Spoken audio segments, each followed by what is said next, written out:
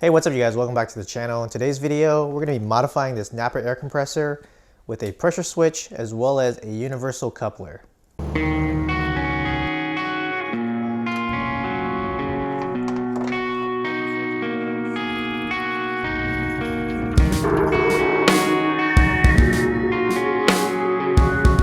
Now, if you watched my last video, you'll know that this unit performed very well and it just had a few cons in it that I want to fix in this video. Now, one of those cons is if you're airing up your rear tire, this unit is going to be at the front of your vehicle and you constantly have to come back here and turn it on and off so you can check your tire pressure. It can be kind of annoying because you have to keep going back and forth and checking your pressure and then turning it back on and then hoping that you got the right pressure. Another con with this unit is this hose here. This used to attach to the unit like this, and you would plug in the coupler to air up your tires. The problem is this coupler here is not universal and it doesn't seem to fit any of the fittings that I have. And what that meant is we couldn't use our own attachments like this one here to air up our tires. This one here is more useful because it has a gauge right here. You can just depress this lever to air up the tires, and then once you let go, it'll actually have a reading on here. So this way you don't have to walk back and forth constantly turning on the unit.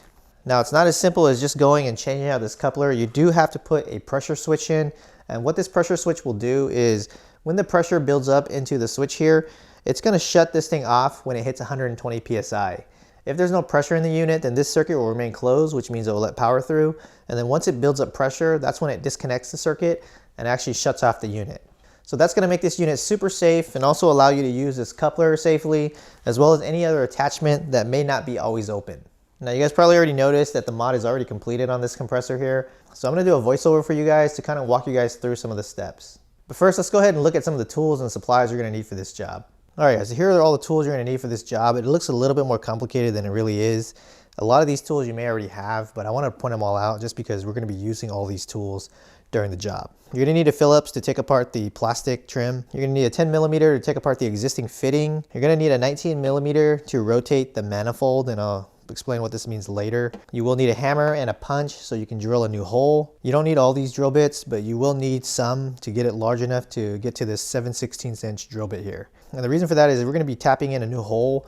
It's going to be a 1/4 inch 18 NPT thread, and it requires a 7/16 inch drill bit. So this is probably one of the special tools you're going to need for this job. You will need a small piece of wire that you're going to use to wire the switch. With that wire, you will need 2 female connectors to connect the wire to the switch.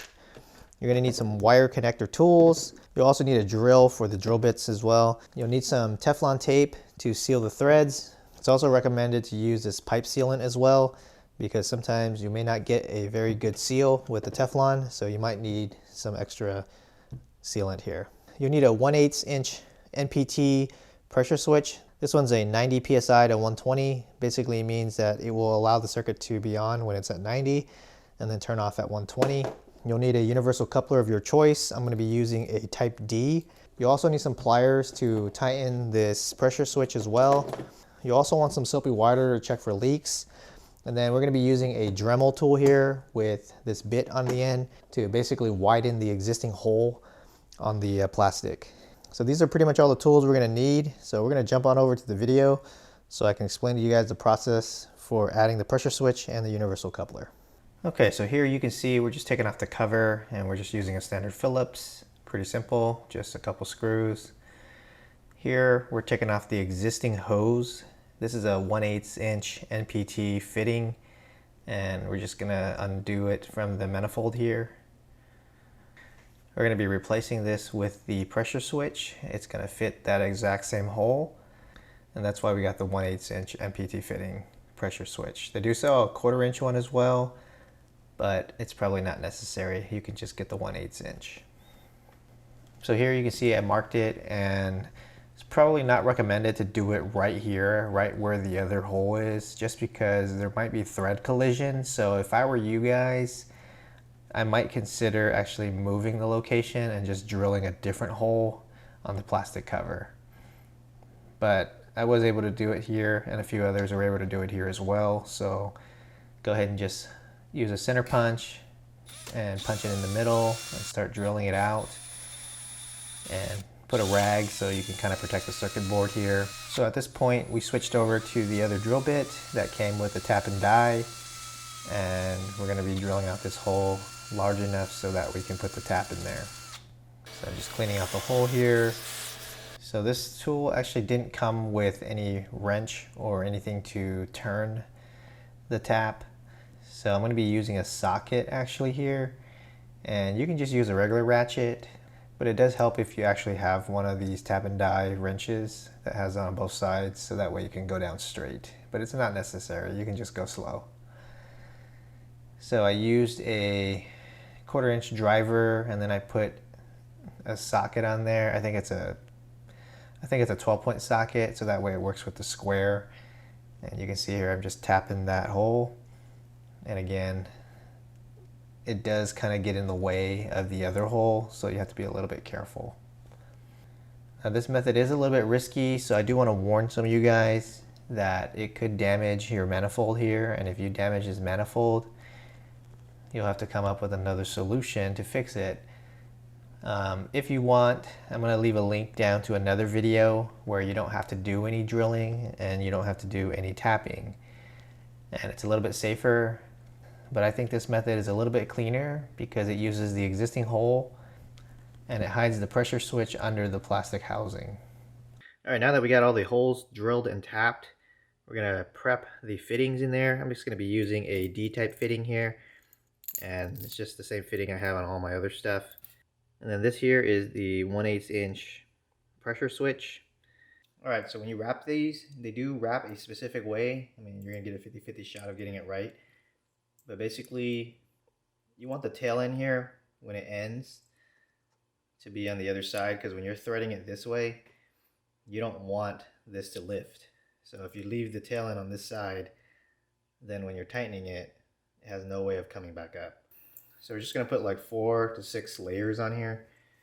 Should be plenty. If not, you can always go back and put more. And then we're going to prep the other one and then just twist it on there. Try not to block the hole here.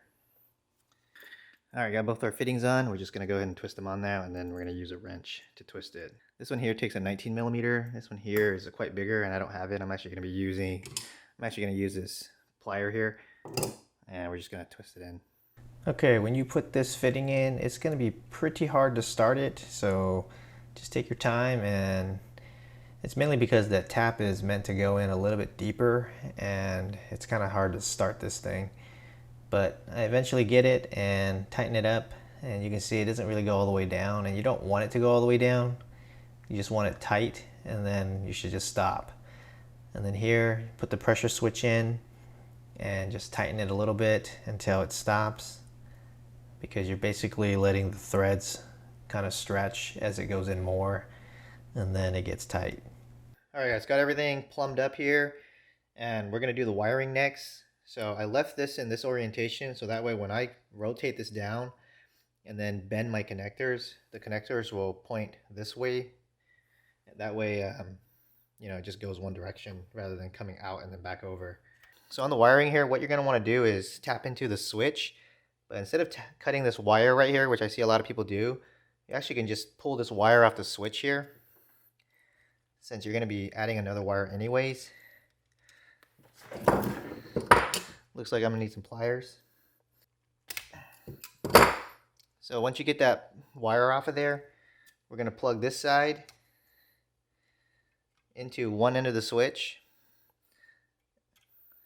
and then we're going to make another wire for the other side, and that's going to go back to the switch. Alright guys, I got that wire all made up, and you can see here I just made one end 90 degrees, kind of, a little bit more than 90, so that way it doesn't interfere with the other wire here. And I bent this wire as well to 90 degrees, and then this side is going to go back into the switch. So now that everything is pretty much ready to go, we're going to rotate this now, and all you're going to do is take a 19-inch millimeter here. It's going to be pretty tight when you first try to do this, but once you loosen it, it just takes a little bit of elbow grease. You should be able to rotate it.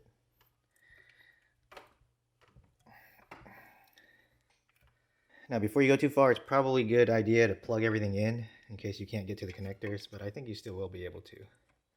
So we're going to connect one side to that one, and then the switch to this one. It doesn't really matter which side it goes, so you can do either one.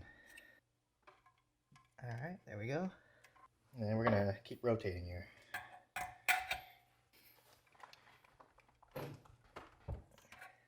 Now you can also use 2 wrenches. 3/4 inch is also the same as 19 millimeters, or approximately, so you can use 2. Now one thing is useful to do is to make sure you check the hole here.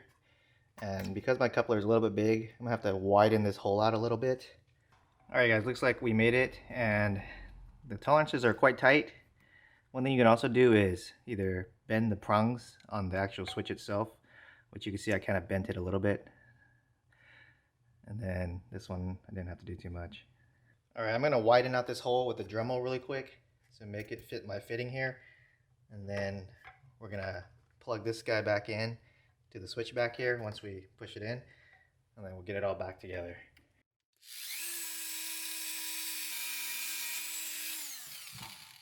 All right, that looks pretty good. So I'm gonna go ahead and plug that blue wire back into my factory switch here, and then button everything back up together. All right guys, here it is all buttoned up. I ended up moving this wire over since I made this wire way too short. It was impossible to connect it to the switch. Does the same thing like I said. And then you can see here the pressure switch is very close to this board here, but it still clears. So we're gonna go ahead and just button everything up and test it out. All right guys, we got it all back together and we got it plugged into the battery here, and we're gonna test the unit out. What it's gonna do is when you turn this on, it's gonna build pressure, and what that's gonna do is it's gonna turn that switch off and kick the compressor off. So you can see there, it built pressure up and then it turned it off immediately. Now what we're gonna do now is we're gonna hook up our air tool here. Just got a standard air tire inflator here that is a closed system, so it's only gonna open the valve when I depress this lever here. Now you can see there when the air escaped, the pressure let out, so it turned the air compressor back on, but now it's sealed again and it's closed, so it won't turn on. Now when you're airing your tire, you're gonna plug this into the tire, and then when you press on it, it's gonna let the air out, and then because the air is coming out, this compressor is gonna kick back on. So I'm gonna show you guys that real quick here.